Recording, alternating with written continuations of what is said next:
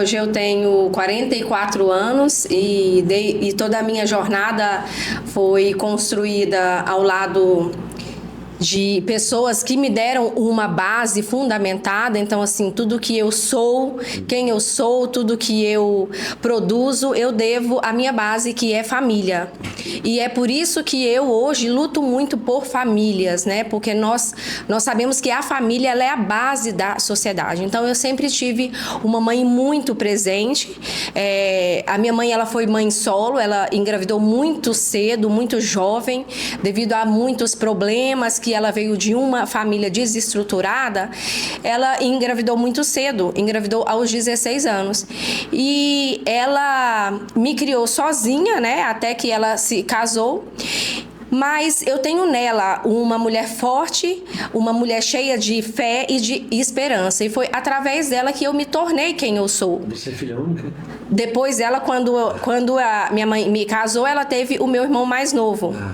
E aí nós nos tornamos uma família bem grande, porque o meu padrasto também já tinham 2 filhos, né? Então nós nos tornamos aí 4 filhos, com bastante dificuldade, mas com bastante luta, com bastante garra. Graças a Deus, a minha mãe retornou para a igreja, que durante esse período, depois a gente fala um pouquinho sobre isso, ela se desviou. E nós passamos por vários desertos nesse período.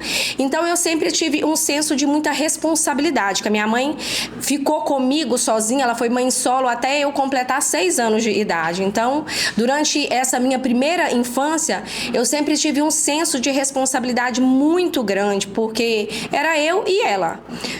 Meu pai ainda era vivo, mas infelizmente foi um pai pouco presente, assim. Eu sempre passava as férias, né? Ele era maravilhoso, sempre passava as férias, mas nos períodos ali mesmo de criação, ele não estava, né?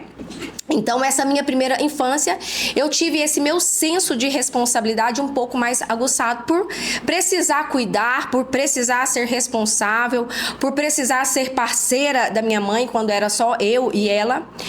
E até que ela se casou novamente, teve filhos, e aí eu continuei com esse senso de responsabilidade com meu irmão quando ele veio, né? Minha mãe fala que eu era, com 6 anos, eu já era praticamente a mãe dele.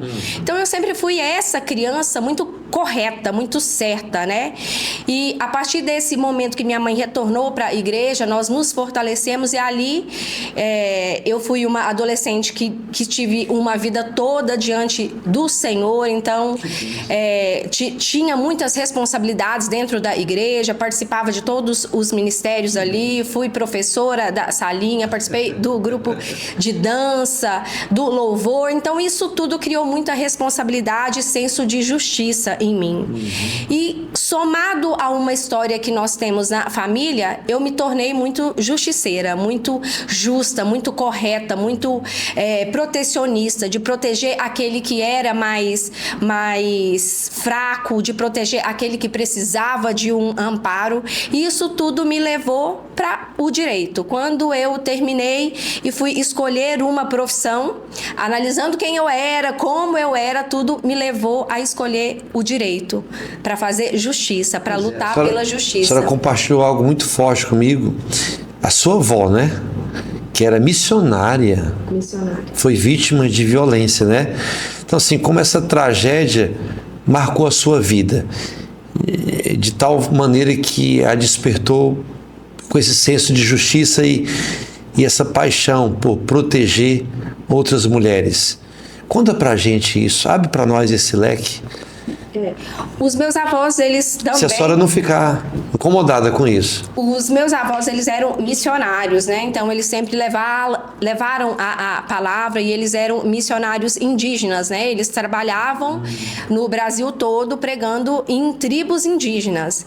E em uma dessas tribos, o meu avô, que é pai da minha mãe, ele pegou chagas e logo faleceu antes mesmo da minha mãe nascer. A minha avó estava grávida. E aí, pouco tempo depois, depois a minha avó retornou, né? Não pôde mais fazer missões porque ela estava com 4 filhos, retornou para sua cidade natal, para sua igreja, e ali ela conheceu alguém de dentro da igreja.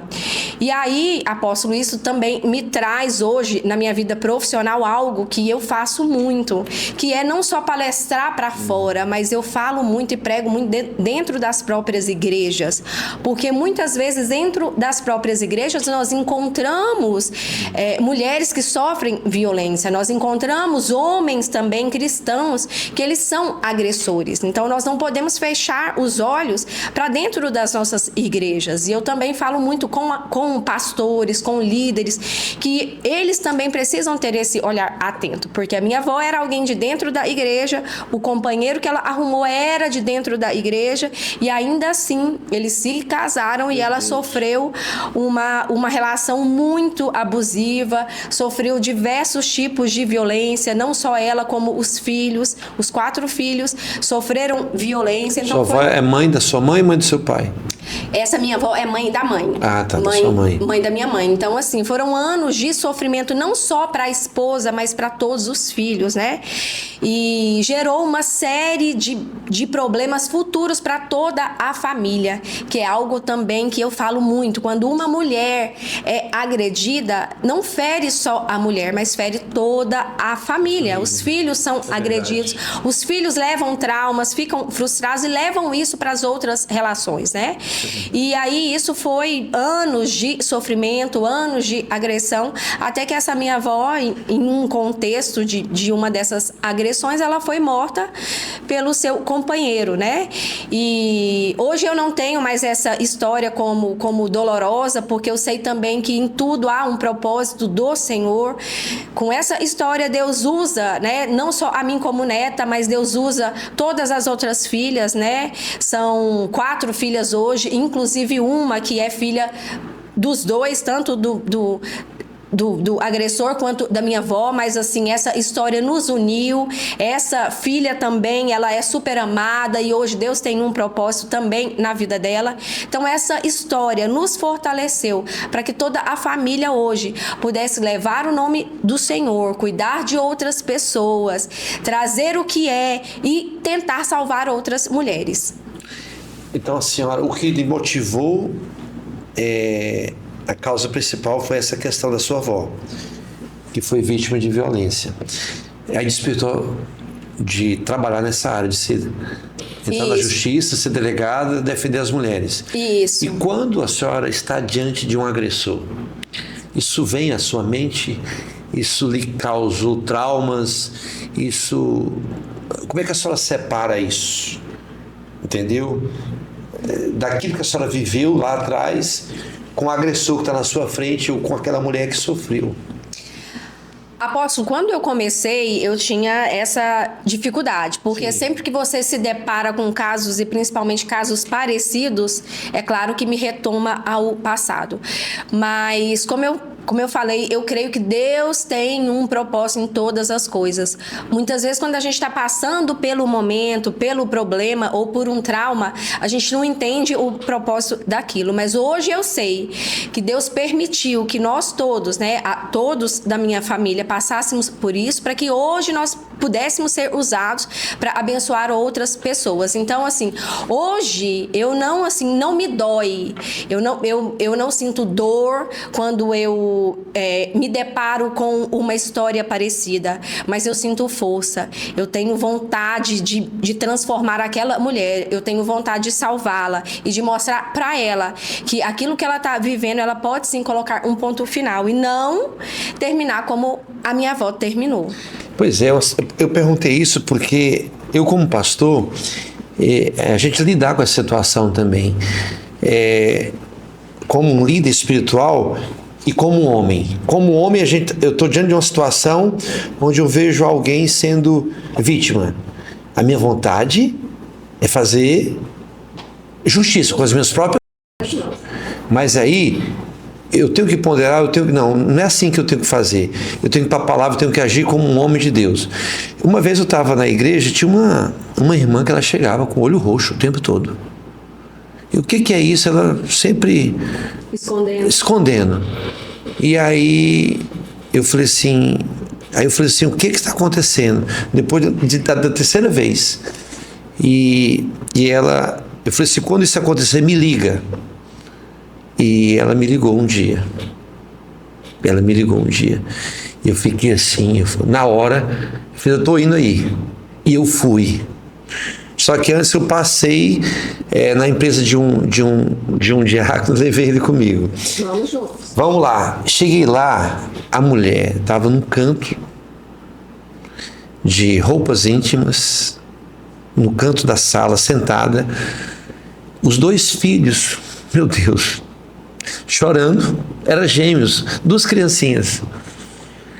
E o rapaz anda do meio da casa, mandando para o lado do outro, bravo. Aí eu não aguentei. Eu entrei, aí pedi para ele entrar para o quarto e falei para ele. Eu falei assim, você gosta de bater em mulher? Então venha bater em cima de mim aqui. Bata em mim, bata. E aí eu não ia bater nele não, mas ele não veio. Eu falei para ele o seguinte, hoje eu estou vindo com o diácono, mas a próxima vez eu vou vir com a polícia. Então você nunca mais faça isso. Então assim, eu dei uma dura nele, mas ao mesmo tempo eu demonstrei o amor de Deus para ele se arrepender. Mas ali naquele momento, doutora, a minha vontade era pegar ele, dar uma surra nele e levar, botar no carro e levar para a polícia. Sim. Porque é inadmissível isso. É humano, né? Assim, então, a gente, eu fico imaginando a senhora como delegada, tendo que cumprir a lei, dentro da lei. Sim. E tem a questão de ver uma mulher, de ver uma criança, uma família sendo agredida, entendeu? Não é fácil, por isso que eu lhe fiz essa pergunta. Então assim, depois de tantos anos a senhora atuando como delegada, o que mais lhe chamou a atenção?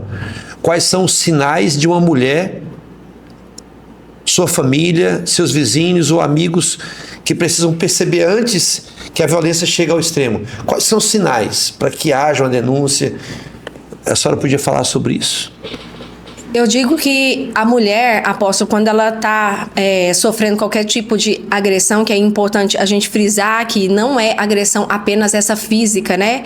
A agressão física é aquela que nós mais visualizamos, que os nossos olhos enxergam.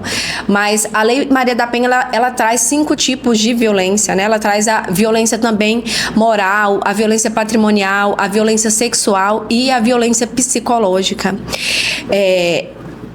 Como delegada hoje, eu pontuo a violência psicológica como a que mais acontece nos lares hoje. E ela é a violência mais difícil da mulher conseguir ir procurar ajuda, da mulher entender que ela precisa romper aquele relacionamento, porque muitas mulheres e até muitos homens acham que esse tipo de violência não é crime, não é violência, que é algo normal. E é, para mim, dos 5, o tipo de violência que mais fere. Porque quando eu falo de uma violência física, não sendo ela a mais grave, é claro que é o feminicídio, que é a morte dessa mulher, a violência física, ela vai ser curada. Nós acolhemos essa mulher, nós levamos ela para a unidade de saúde. Se ela tiver com o braço quebrado, ela vai ser cuidada e ela vai recuperar. Porém, a violência psicológica, ela deixa um dano tão profundo no psicológico dessa vítima, que muitas delas nem se curam com o tempo. Elas vão viver novos relacionamentos e nesses novos relacionamentos ela vai carregar aquele trauma da violência psicológica que ela sofreu.